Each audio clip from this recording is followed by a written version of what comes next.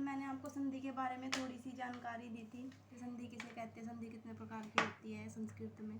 तो 6 प्रकार की मैंने आपको संधि बताई थी संस्कृत में। के बाद मैंने आपको स्वर संधि के बारे में थोड़ी जानकारी दी थी कि 3 पार्ट में होती है, दीर्घ संधि, गुण संधि, वृद्धि संधि।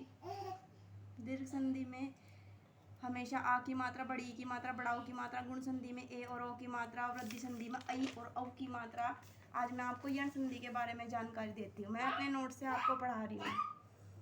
यण संधि, इसमें आपको सिर्फ एक ही चीज़ देखनी है कि यह और वह से पहले कोई आधा वर्ण आए तो समझ लिए वहाँ पे यण संधि है। जैसे अत्यधिकम, देखो यह से पहले अधत है, वह से पहले अधस है।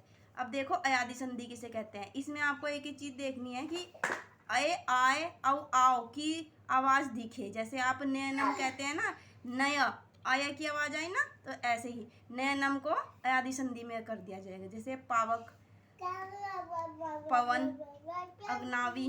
उसके बाद आप देखो पुरूप संधि किसे कहते हैं, बहुत ईजी है ये, संस्कृत में है। जहाँ भी जैसे एते प्लस अपी है, इस ए को इस साइन से बदल देना है, इस ए को इस साइन से। देखो एते प्लस अपी, एते प्लस अपी, को प्लस अपी, को अपी। ये देखो ये चीज़ यहाँ पे बस आ जाती है, ये पूर्व संधि कही जाएगी। उसके बाद देखिए व्यंजन संधि, ये हिंदी और संस्कृत दोनों में ही है, बस संस्कृत में इसके बहुत सारे पार्ट हैं, कम से कम 10 पार्ट है जो मैं आपको बताऊंगी। उनके कुछ सूत्र हैं वो आपको याद करने हैं। देखिए व्यंजन संधि, इसको संस्कृत में हल संधि भी कहा जाता है। जहाँ पे आपको सिर्फ ये देखना है, जहाँ पे अध च पूरा च, अध ज पूरा ज, अध ट पूरा ट, अध न पूरा न, अध ल पूरा ल आता है, वहाँ पे आपको संधि में सिर्फ ये शुरू वाला आधा अक्षर, आधा वर्ण हटा करके आपको इसकी जगह तय लगा देना है। जैसे सच, सच्चरित, सत च की जगह तय आ गया, सत प्लस चरित। तट्टिका, तत् प्लस टीका। उन्नति, उत प्लस नति। ये देखिए ऐसे ही पल्लव, पद प्लस लव। सज्जन, सत प्लस जन।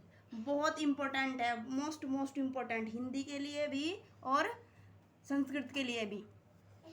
उसके बाद देखिए इसमें संस्कृत में इसके 10 पार्ट है व्यंजन संधि के। पहला सचुत्व संधि, इसका सूत्र है स्तोस चूना चू, ये याद कर लेना, कई बार पूछ लेता है। इसका अर्थ है स तय वर्ग प्लस बड़ा श च वर्ग बराबर श च वर्ग। उदाहरण है रामस प्लस चिंतो, मतलब रामस चिन्हितो, सत प्लस चित, सच्चित। उसके बाद दूसरी है सटुत्व संधि, इसका सूत्र है स्टूना सटू, स तय वर्ग प्लस पेट पटा स ट वर्ग बराबर पेट पटा स ट वर्ग। उदाहरण के लिए रामस प्लस स्ट, रामस्ट है, रामस प्लस टिकते, रामस टिकते, तत् प्लस टिका, तट्टिका। इसमें से कुछ आपको वो मिल जाएंगे जो मैंने आपको बताया है ना, अध लय पूरा लय हटा के, अध लय हटा के तय लगाना होता है, वो सब। तीसरा है जसतु संधि, इसको झलाम संतों के इसका सूत्र है, और सूत्र का सूत्रार्थ है झल प्लस जस आदेश। उदाहरण जगत प्लस ईश जगदीश, सट प्लस आनंद सडानंद। चौथा है चतुर संधि, खरीच है, इसका सूत्र है, सूत्रार्थ है झल खर चर। उदाहरण है छेद प्लस ता, छेदता, लिप प्लस सा, लिप्सा। ये तो मुश्किल पूछे जाते हैं कि ये कौन सी संधि है, ये कौन सी संधि है। इसमें से एक जो बहुत ही इम्पोर्टेंट है हिंदी और संस्कृत दोनों के लिए, अनुस्वार संधि, मोस्ट इम्पोर्टेंट, ये यूपी टेट एग्जाम में क्वेश्चन आए हुए हैं।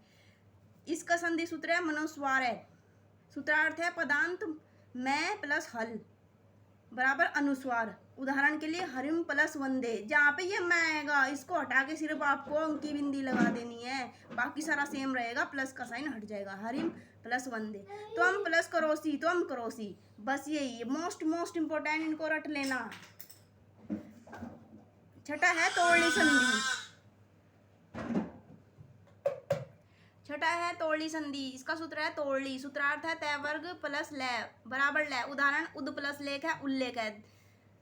सातवां है परस्वर्ण संधि, इसका सूत्र है अनुस्वार है, यसी यही परस्वर्ण है, सूत्रार्थ है अनुस्वार प्लस य बराबर परस्वर्ग पंचाक्षर है। उदाहरण के लिए गंगा, गंग प्लस गा, गंगा, मम प्लस च, मंच। अनुनासिक संधि, इसका सूत्र है यरुनासिक के नुनासिक को वा, सूत्रार्थ है यर प्लस अनुनासिक बराबर अनुनासिक। उदाहरण है जगत प्लस नाथ, जगन्नाथ है, दिक प्लस नाग, दिगनाग। आज का चलिए आज का यहीं पे ख़त्म होता है। कल मैं आपको विसर्ग संधि के बारे में बताऊंगी, जो संस्कृत में तो कई पार्टों में है लेकिन हिंदी में विसर्ग संधि है। कल मैं उसकी जानकारी दूंगी। कल ये संधि हमारी ख़त्म हो जाएगी हिंदी और संस्कृत में। मैं आपको पूरा बता दूंगी कि हमारी हिंदी में क्या क्या है और संस्कृत में क्या क्या है। इसको पढ़ने के बाद आपको संस्कृत हिंदी में पढ़ने की ज़रूरत नहीं पड़ेगी। अपने आप को किसी से भी कम मत समझो। बाय मिस्टेक कोई गलती होगी उसके लिए sorry. Thank you, bye bye.